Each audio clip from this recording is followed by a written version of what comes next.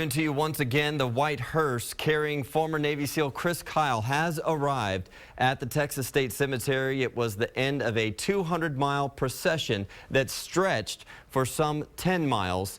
The procession started in Midlothian, Texas, near Dallas, and ended at the Texas State Cemetery right here in East Austin.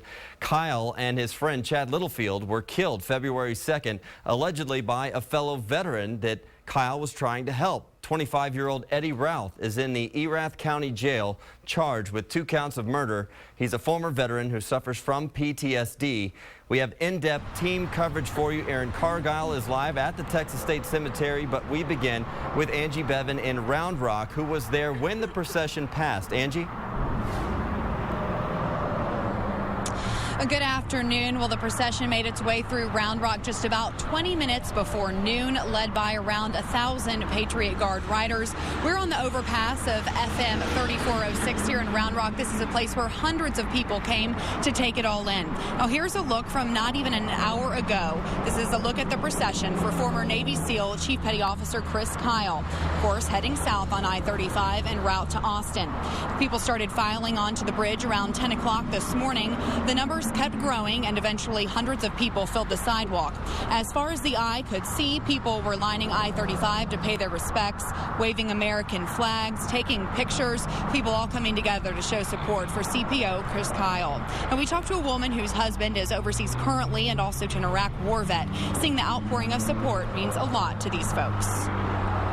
Any veteran that falls, I try to do what I can to support them in any way I can.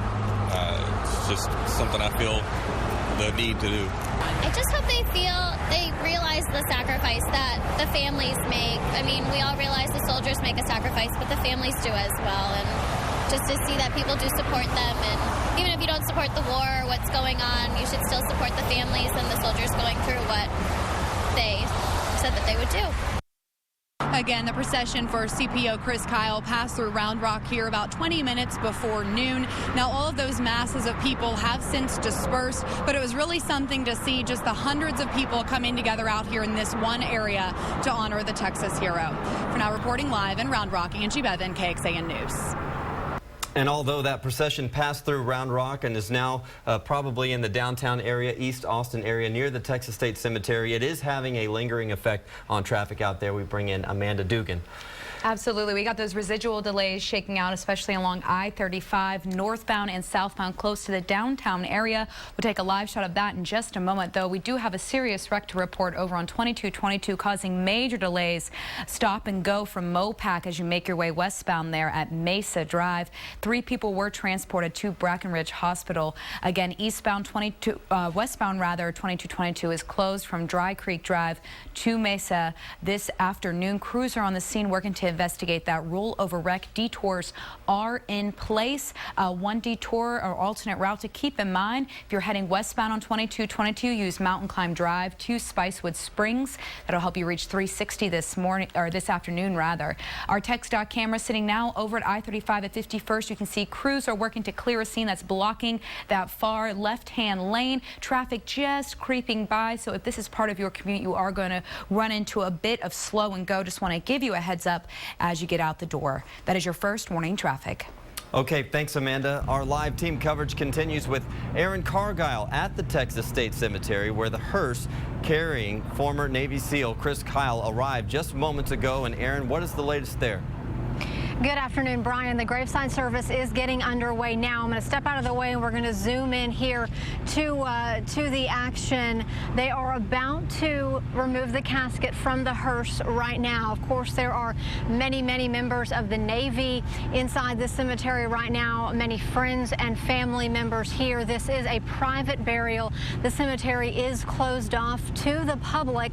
The only people allowed inside, of course, are the folks I just mentioned, as well as some members of the Patriot Guard. There are riders who are lining the north side of the cemetery right now, holding American flags, just standing there in complete silence as this graveside service gets underway. Of course, there are also DPS troopers who are leading this graveside service, handling all of the security here today. But there are many other people who are standing along the fence line right now, just watching as this service service moves forward, there are also a group of Austin police officers who are blocking parts of the street right now. Very, very somber out here. We anticipate, of course, military service. There should be taps playing. We heard some bagpipes earlier this morning, and those should get going here any minute now as the service gets underway.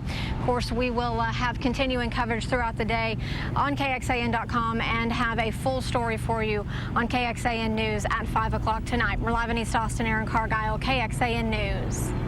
We should also mention Navarro Street and Comal Street between 7th and 11th Streets closed right there by the Texas State Cemetery.